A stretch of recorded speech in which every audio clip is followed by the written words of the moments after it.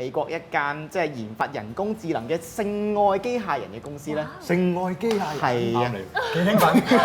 你一定有份，因為佢喺疫情期間佢銷量咧係多咗50%嘅。哇！你買咁多啊，推高晒喎。係咪有買其中一個？俾晒佢。人哋有隻龜啦，你唔使玩龜啦喂而，家想問下你先，有冇聽過人工智能嘅機械人叫做 Harmony？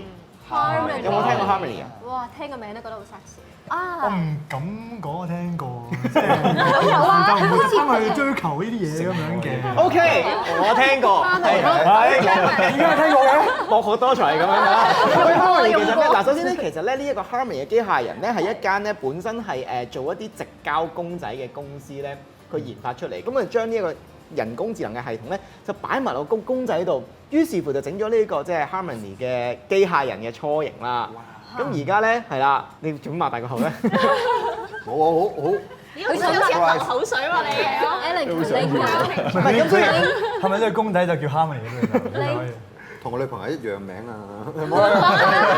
喂，咁你女朋友有冇以下功能先？嗱，首先咧佢係有頭部有4肢啦，會眨眼啦，重要嘅呢啲位，眨眼喎四肢唔重要嗱會眨眼會搖頭啦，亦都咧佢有即係嗰個體温功能，你掂佢某啲位嘅時候咧會 feel 到暖喺度嘅。我有聽過呢個幾先進啊真係。而且佢仲有咧，佢有12種人格特質嘅，即係你可以預設佢係一個怕醜嘅、熱情嘅、天真嘅、善良嘅、得意嘅、有趣嘅，有你 set 嘅啫。嗯。咁但係重點係咩咧？Harmony 嘅人工智能嘅系統咧，佢結合咗幾個唔同嘅嗰啲即係 database 佢嗰啲傾偈嘅模式，所以咧其實你每一次可能就算同佢講同一樣嘢都好，佢會有好多唔同嘅答案，同埋佢會記住。例如你嘅喜好啦、你嘅生日啦等等一啲你嘅資料，所以咧其實即係滿足你喺心靈上同埋肉體上嘅要求。係啊，因為有個男人咧，佢就話咩？佢買咗呢個 Harmony 翻屋企啦。Harmony 咧好搞笑喎，同佢相處一段時間之後咧，有一日同佢講話咩？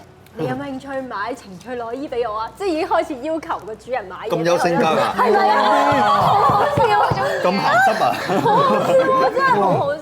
同埋其實呢間公司咧，除咗整緊話女仔嘅機械人之外咧，亦都研發緊男士嘅機械人嘅。Oh really？係啦，佢個名就唔係叫 Harmony 啦，佢個名叫 Henry。Henry 可唔可以改名嘅咧？定一定要叫翻呢個名咧？即係萬一好多人想叫 JoJo 咁樣點算？你咪叫佢做 JoJo 都冇所謂㗎。 OK，你想要啊？想要嘅嗱，我當 Henry 又好 Harmony 又好，想要嘅舉手俾我睇。我可唔可以話想要 Henry 啊？可以。我係好奇想去試下同機械人拍拖嘅 experience。